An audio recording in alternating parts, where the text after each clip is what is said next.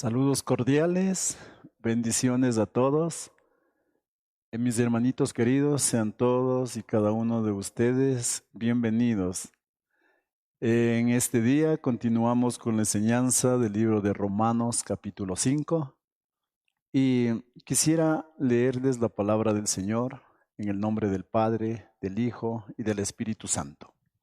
Amén. Dice así, Romanos capítulo 5, versículo del 1 al 5.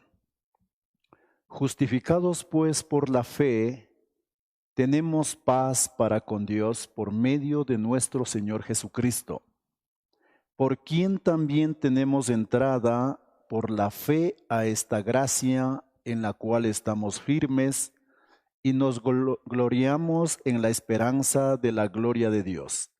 Y no solo esto, sino que también nos gloriamos en las tribulaciones, sabiendo que la tribulación produce paciencia, y la paciencia prueba, y la prueba esperanza, y la esperanza no avergüenza, porque el amor de Dios ha sido derramado en nuestros corazones por el Espíritu Santo que nos fue dado. Quisiera que oremos por esta palabra. Padre, te doy gracias por tu palabra maravillosa. Tu palabra es viva y eficaz y es más cortante que toda espada de dos filos.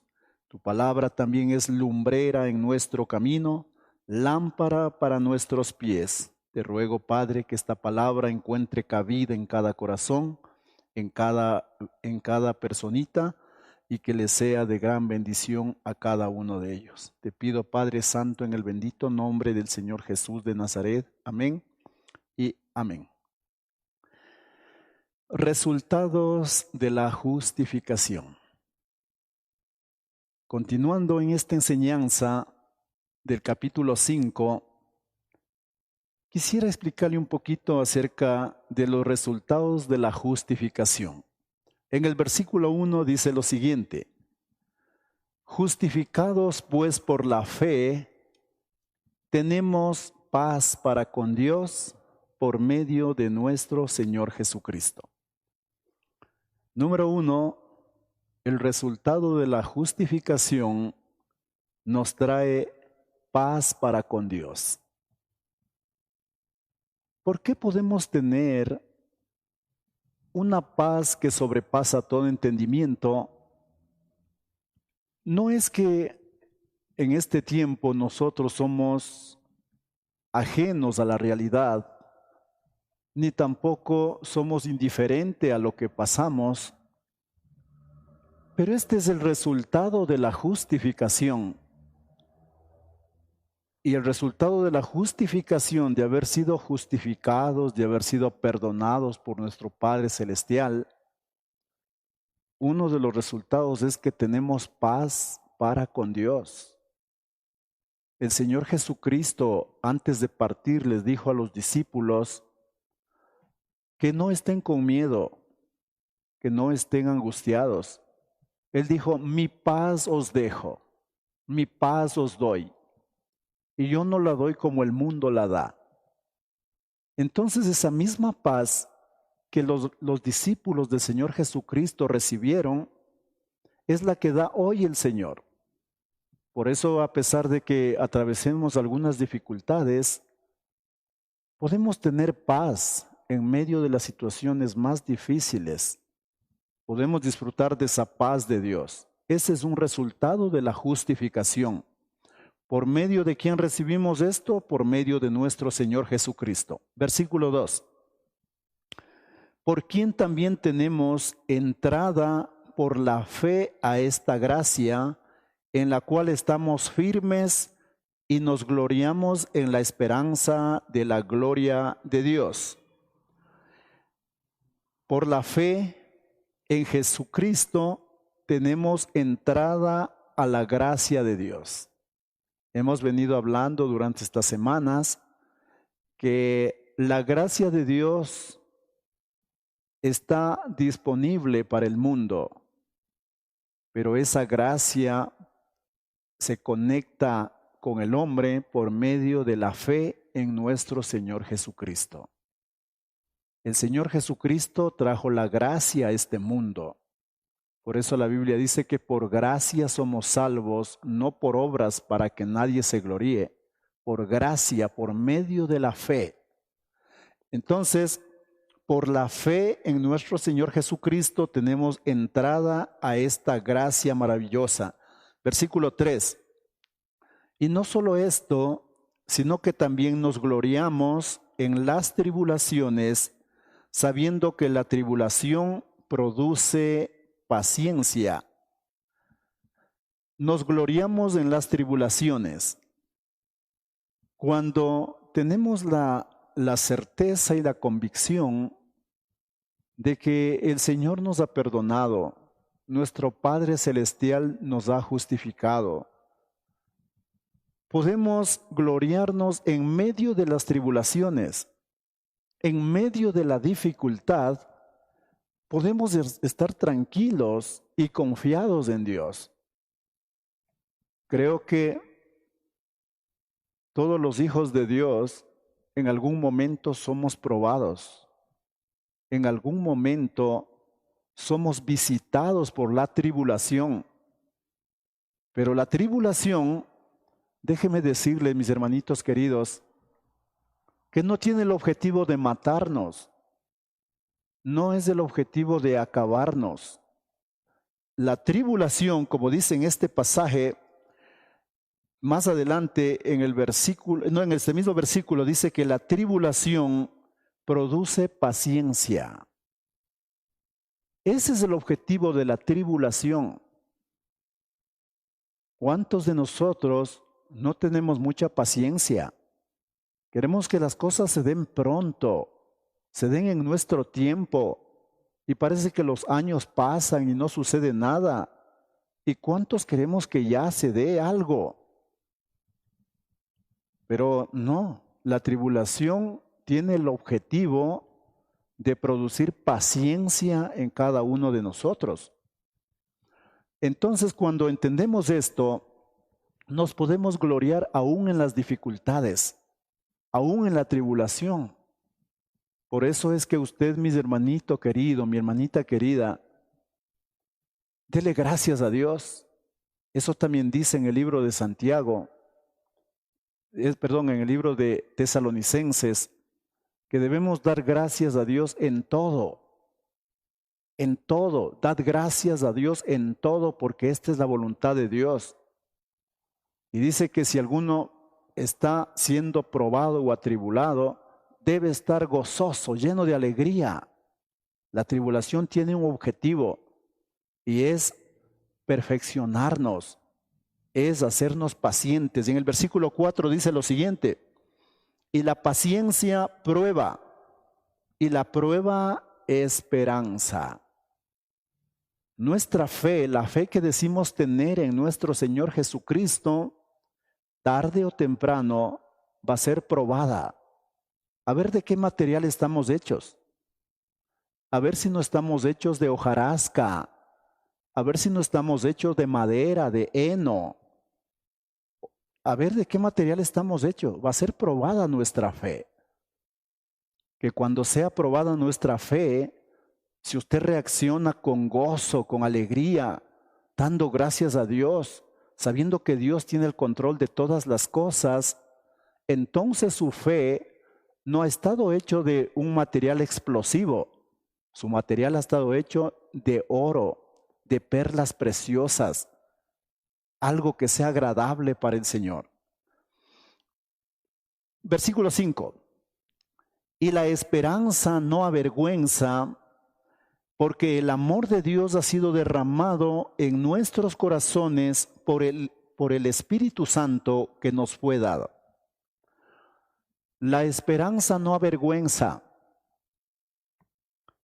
En estas semanas yo les he estado hablando, mis hermanitos queridos, y decía que cuántas personas en el mundo económicamente parece irles muy bien, y los hijos de Dios parece que no tan bien. Pero no se avergüence, porque usted vive no por vista, sino por fe. Usted vive por fe. y por esperanza. Usted tiene la esperanza puesta en el reino de Dios, en el Señor Jesucristo, y esa esperanza no debe avergonzarle. Eso debe darle seguridad y certeza. No avergüenza la esperanza, porque el amor de Dios ha sido derramado en nuestros corazones.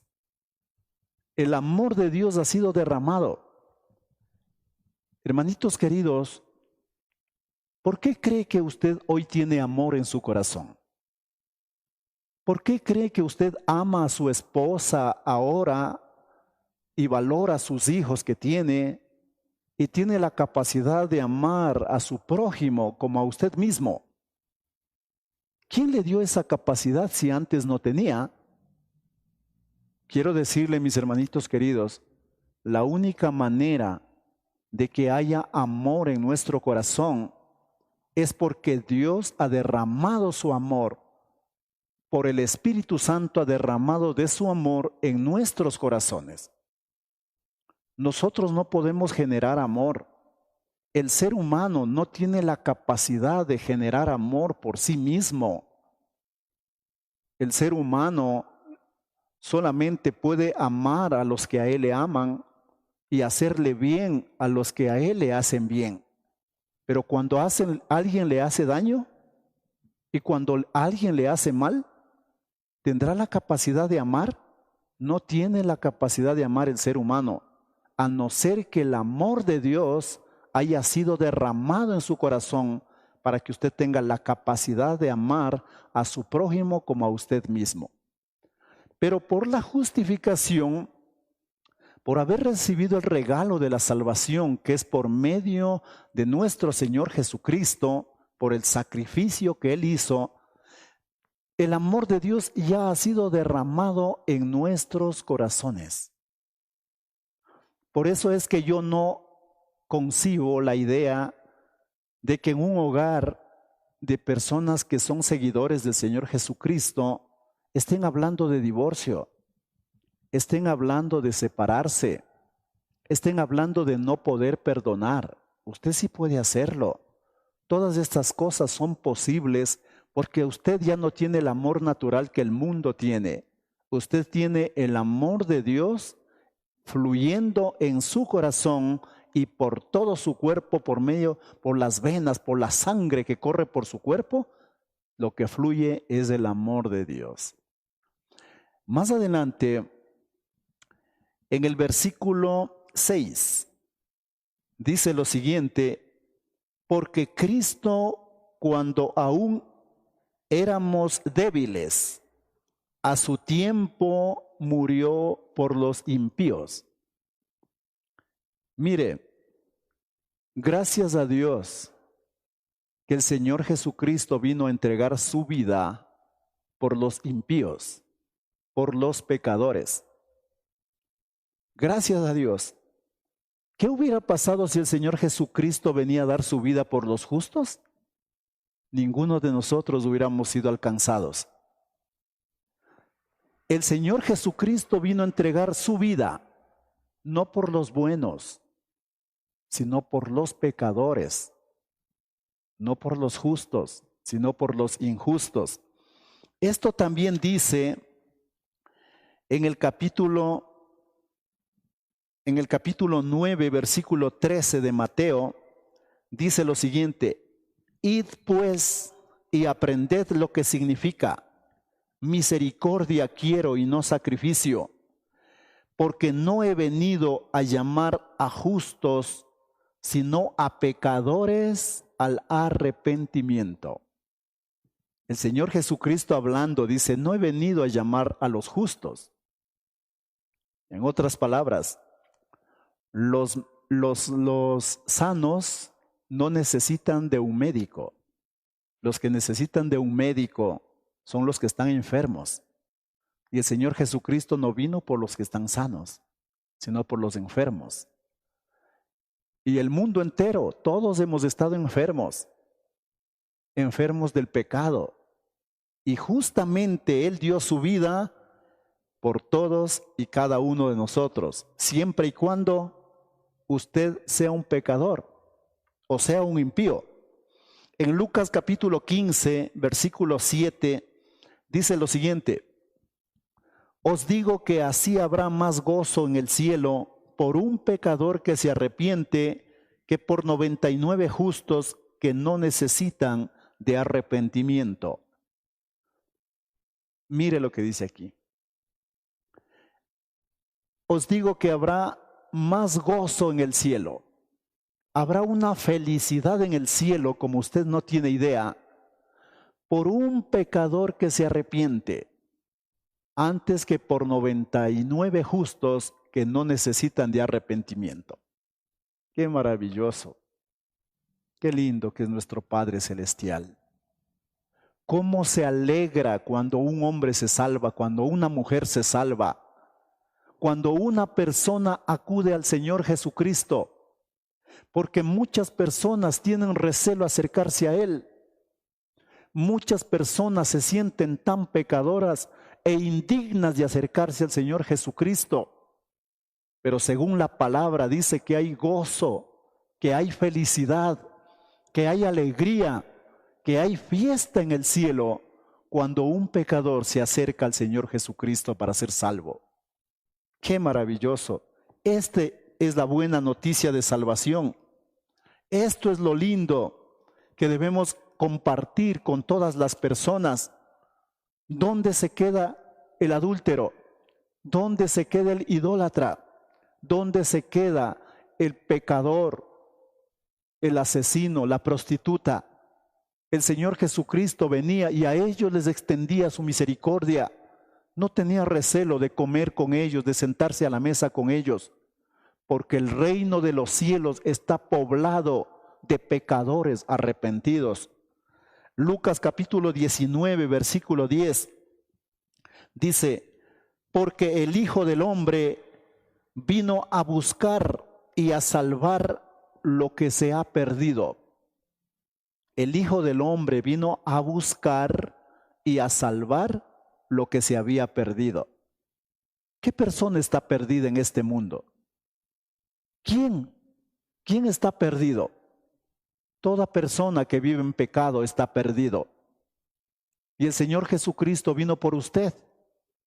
Yo estuve perdido algún día. Estaba perdido. Y no porque no conocía la ciudad.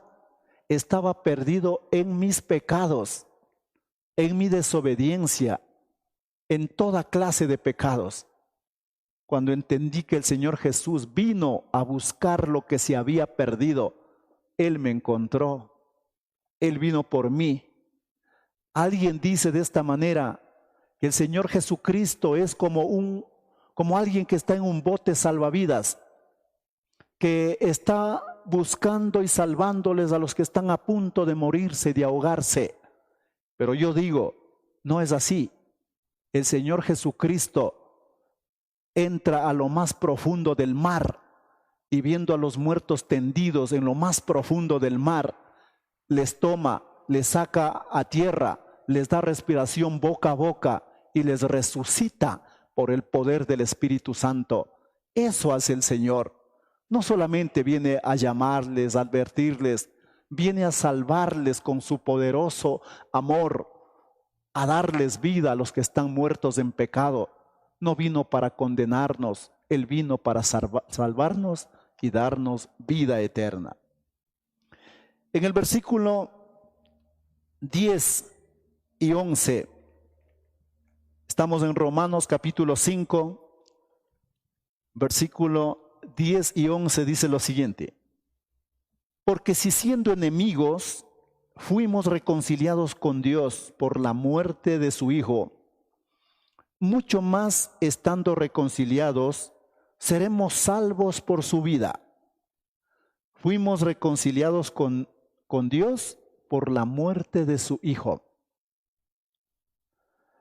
¿Por qué otras personas se quedan cruzados de brazos y se quedan tranquilos? Porque dice, si Dios es bueno, sea que yo tenga interés de acercarme o no, igual Él me salvará. No.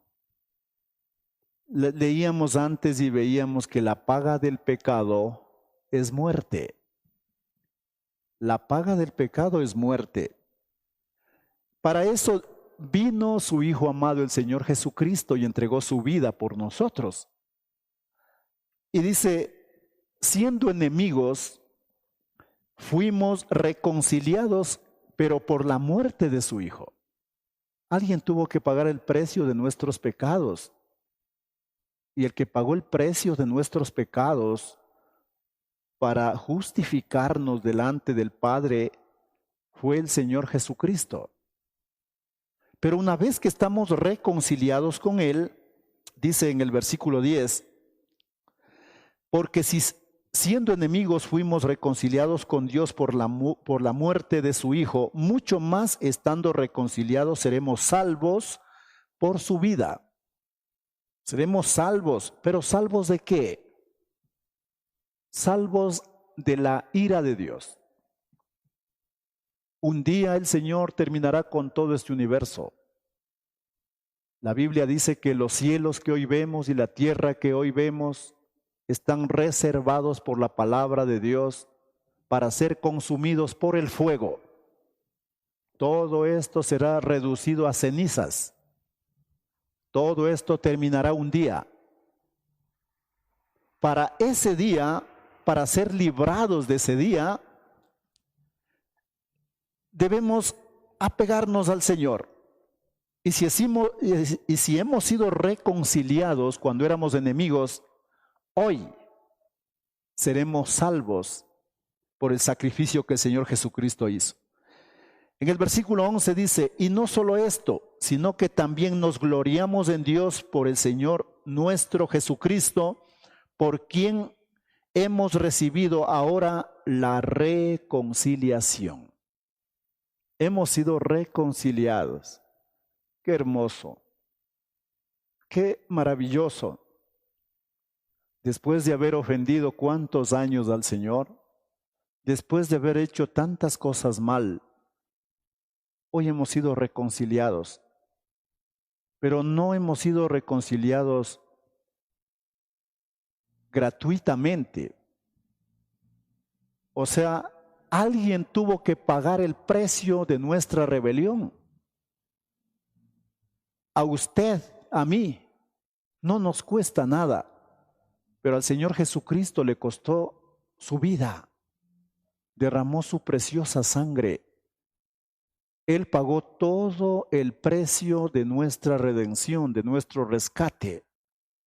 Por eso es que usted debe amarle al Señor Jesucristo con todo su corazón, con toda su alma, con todas sus fuerzas, porque Él hizo lo que nadie en este mundo pudo haber hecho por usted. Él dio su vida, Él entregó todo por usted. Por Él hemos sido reconciliados. Ahora, mire más adelante en el versículo 12 lo que dice: por tanto, como el pecado entró en el mundo por un hombre y por el pecado la muerte, así la muerte pasó a todos los hombres por cuanto todos pecaron. El pecado entró por un solo hombre, por Adán, y juntamente con el pecado, la muerte. Adán, el primer hombre de la creación, desobedeció a Dios. Y la desobediencia es pecado. Y por el pecado de Adán entró a este mundo la muerte. Donde hay pecado hay muerte. Adán pecó y la muerte entró a este mundo. Después de él, todos los hombres que nacieron, todos heredaron la muerte. El hombre no podía hacer otra cosa, no podía vivir una vida diferente, porque el primer hombre pecó, Adán pecó, y todos desobedecieron a Dios. Todos hicieron lo malo, todos nos desviamos, porque ya nacimos con esa naturaleza de pecado, de desobedecer a Dios. Pero lo lindo de esto, y por eso el Evangelio son buenas noticias. ¿Qué le parecería a usted que un médico viene y le dice, usted tiene cáncer? Esa es la mala noticia. Entonces la mala noticia aquí es que todos hemos pecado. Pero la buena noticia que el médico le diera es, pero sí hay solución. Así también, para el mundo, el pecado es la ruina, el pecado es la muerte, el pecado es como un cáncer para el ser humano, pero la solución es el Señor Jesucristo de Nazaret, en el cual todos los seres humanos tenemos esperanza de perdón para los pecados que hemos cometido. En el versículo 18, mire lo que dice: así que como por la transgresión de uno vino la condenación a todos los hombres, de la misma manera, por la justicia de uno, vino a todos los hombres la justificación de vida. La desobediencia de uno trajo muerte a todos. A todos. Un hombre desobedeció a Dios y la muerte les alcanzó a todos los hombres de ahí en adelante. Pero la obediencia de uno solo, en cambio, trajo vida. Vida. Pero esta vida ya no es para todo el mundo, sino para todo aquel que cree y entra en la gracia de Dios. ¿A los que creen en qué? En el Señor Jesucristo como su Señor y Salvador. Por eso es tan importante, mis hermanitos queridos, gente que me está mirando, conocerle al Señor Jesucristo, conocerle a Él. Él es el Salvador del mundo. No hay otro nombre bajo el cielo dado a los hombres en el cual los hombres puedan ser salvos, solamente en el Señor Jesucristo de Nazaret. No hay otro medio. Algunos dicen, sí, yo soy medio bueno, medio malo. Eso no le justifica a nadie delante de Dios. El sacrificio del Señor Jesucristo es más que suficiente para salvar el alma del pobre hombre pecador. Más adelante, en el versículo 19, dice lo siguiente: porque así como por la desobediencia de un hombre los muchos fueron constituidos pecadores, así también por la obediencia de uno, los muchos serán constituidos justos. Pero la ley se introdujo para que el pecado abundase, mas cuando el pecado abundó, sobreabundó la gracia, para que así como el pecado reinó para muerte, así también la gracia reine por la justicia para vida eterna mediante Jesucristo, Señor nuestro. Por la obediencia del Señor Jesús somos constituidos justos. El Señor Jesucristo vino a este mundo y Él fue obediente. Adán, el primer hombre, desobedeció a Dios. Cuando Dios le dijo a Adán y a Eva que no comieran del árbol del conocimiento del bien y del mal, en un momento dado desobedecieron a Dios y comieron del árbol que les fue prohibido. Él pecó, él desobedeció a Dios. Pero ahora Dios envía a su Hijo amado a este mundo. Envía a este mundo y su Hijo viene a este mundo. Y Él fue obediente, Él obedeció desde el principio hasta el final. Obedeció tal como a Dios le agrada. Por eso es que cuando Juan el Bautista le bautizó en el río Jordán, dice que vino el Espíritu Santo en forma de una paloma. Y se abrió los cielos y del cielo se escuchó una voz que dijo: este es mi Hijo amado, en el cual tengo complacencia. Era como el Padre diciendo: este es mi Hijo obediente, Él obedeció al Padre en todo. Obedeció en todo momento, en todo lo que él tenía que hacer. No le desobedeció jamás. Y dice en el libro de Filipenses que él fue obediente hasta la muerte, y muerte de cruz. Hasta la muerte obedeció el Señor Jesucristo a su Padre Celestial. Por eso es que cuando él estaba orando la última noche, decía: Padre, si es posible, pasa de mí esta copa, pero no se haga como yo digo, sino tu voluntad. Obedeció hasta la muerte. Por la obediencia de su Hijo amado, los muchos serán constituidos justos.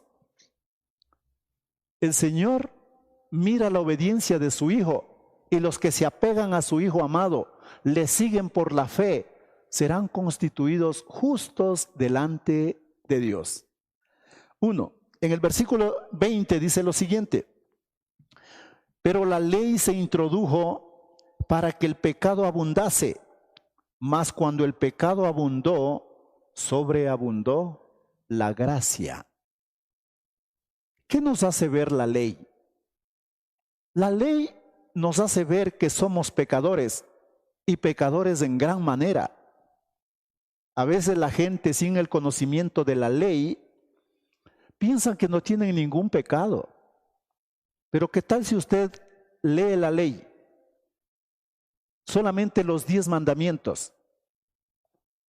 Y a veces ni siquiera se saben los 10 mandamientos. Pero si le preguntase si obedece los 10 mandamientos, y no son solamente 10 mandamientos, hay más mandamientos, los cuales hay que obedecer. Pero la ley vino para confrontarle al hombre con el pecado. Pero cuando vino la ley, el pecado sobreabundó. Un hombre era culpable de mentir, de robar, de codiciar, de adulterar, de adorar a los ídolos. Por la ley se da cuenta que usted está en pecado. Por la ley se da cuenta que ofendió a Dios. Cuando los hombres se dieron cuenta que no podían cumplir la ley, simplemente empezaron a dar, como decir, rienda suelta, sin control. Pero cuando abundó el pecado, cuando creció el pecado, cuando el Señor Jesucristo vino y les confrontó a los fariseos trataban de aparentar una vida limpia, una vida digna, una vida ejemplar delante de los hombres. Pero cuando viene el Señor Jesús, Él les confronta y le dice: no, ustedes solamente aparentan. Ustedes se ponen unas vestiduras elegantes para que el pueblo les respete, pero por dentro ustedes son llenos de huesos de muerto. Nadie podía vivir una vida santa, una vida justa, ni los más religiosos. Por eso más bien los publicanos, los pecadores, las prostitutas, ellas simplemente demostraban su manera de vivir abiertamente. Ahí fue cuando abundó el pecado. No se podía encontrar santidad ni siquiera en la gente más dedicada a Dios. Aún ellos habían pecado y habían hecho lo malo. Entonces, cuando abundó el pecado, sobreabundó la gracia. La gracia fue más grande, la gracia fue más maravillosa, para que puedan entrar todos, los máximos pecadores, los que no han pecado tanto y los que han pecado ocultamente. Para todos sobreabundó la gracia de Dios. Y por último, en el versículo 21 dice: para que así como el pecado reinó para muerte, así también la gracia reine por la justicia para vida eterna, mediante Jesucristo, Señor nuestro. Hoy vivimos en el tiempo de la gracia. La gracia es un regalo inmerecido para el ser humano. Hemos pecado todo el mundo. Hemos hecho lo malo delante de nuestro Padre Celestial. Pero estamos en el tiempo de la gracia de Dios. Es como que Dios tiene las puertas abiertas de la misericordia para que el ser humano entre poniendo su fe y confianza en el Señor Jesucristo de Nazaret. Que venga Él, que se reconcilie con Dios, que esté justificado delante de Dios, para que tenga paz con Dios, para que su amor sea lleno para que su corazón sea lleno del amor de Dios. Esta gracia está dispuesta. Esta gracia está lista para todos los seres humanos. No importa en qué condición usted esté. No importa en qué circunstancia usted se encuentra. Miren, para que vean la gracia de Dios. Cuando Cristo fue crucificado, al lado del Señor Jesucristo pusieron dos ladrones. Mientras el uno gritaba y decía: si eres hijo de Dios, sálvate y sálvanos a nosotros también. El otro dice: nosotros estamos pagando por los errores que cometimos, mas este hombre, ¿qué mal ha hecho? Y volteando su mirada al Señor Jesucristo dice: Señor, acuérdate de mí cuando estés en tu gloria. En esas condiciones, en los últimos minutos de vida, Él simplemente reconoció que es un pecador, reconoció que hizo mal y que el único que le puede ayudar es el Señor Jesucristo de Nazaret. El Señor Jesús le dijo: te digo que hoy mismo estarás conmigo en el paraíso. Eso es gracia. Eso es gracia de Dios, un regalo inmerecido. No le dijo: ya es demasiado tarde. No, pero ustedes no esperen hasta el último minuto de su vida para reconciliarse con el Señor. ¿Por qué no pueden acercarse hoy mismo? ¿Por qué no pueden decirle en el lugar que se encuentran: Señor, reconozco que soy un pecador y que el único que me puede ayudar eres tú. Vengo a ti tal como soy, y el Señor le ayudará, el Señor le perdonará, el Señor le libertará del pecado, el Señor le hará pertenecer a la familia de Dios, porque para eso dio su vida, para que los muchos sean constituidos justos delante de Dios. Mire otro ejemplo. El apóstol Pablo, antes se llamaba Saulo de Tarso, perseguía a la iglesia, les metía en la cárcel a los cristianos, les hacía matar, les hacía apedrear, hasta que la gracia de Dios le encontró. Camino a Damasco, una luz resplandeciente más brillante que el sol le iluminó. Él, montado en su caballo, cayó al suelo y estando tendido en el suelo escuchó una voz que decía: Saulo, Saulo, ¿por qué me persigues? Saulo dijo: Señor, ¿quién eres? Dijo: yo soy Jesús, al que tú persigues. En ese momento dijo: Señor, ¿qué quieres que haga? La gracia de Dios le alcanzó y le transformó de ser un perseguidor de la iglesia del Señor Jesucristo, le transformó y le hizo un discípulo, un apóstol del Señor Jesucristo, para llevarle honra y gloria para su reino. Esa es la gracia y la misericordia de Dios.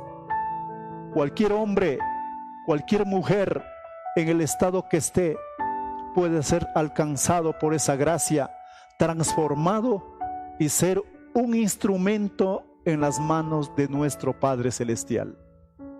Así es que no mire su condición, no mire sus errores pasados, no mire lo que se equivocó, cuánto mal hizo a las personas. Venga a Cristo para ser perdonado, venga a Cristo para ser justificado, venga a Cristo para ser heredero del reino de Dios.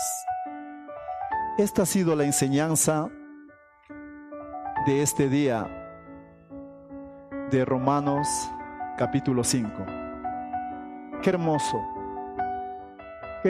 que es la gracia de Dios, qué hermoso que es nuestro Padre Celestial, qué lindo de la manera que Él nos justifica, de la manera que Él nos mira a través de su Hijo amado. Por eso, mis hermanitos queridos, sigan adelante, que ninguna tribulación les asuste, que ninguna tribulación les aparte del amor de Dios. Ya vamos más adelante al capítulo 8 del libro de Romanos, en la cual dice que ni la vida ni la muerte, ni ángeles ni principados, ni ninguna otra cosa creada nos podrá separar del amor de Dios que es en Cristo Jesús, nuestro Señor. Sigan adelante. Un abrazo. Que Dios les bendiga donde quiera que estén, que Dios les provea, que Dios les dé la salida, que el Señor les dé la fuerza espiritualmente, que les levante a todos y cada uno de ustedes. Mis hermanitos queridos, un abrazo a todos. Que la paz y que la paz y la gracia del Señor les acompañe a todos y cada uno de ustedes. Gracias. Bendiciones.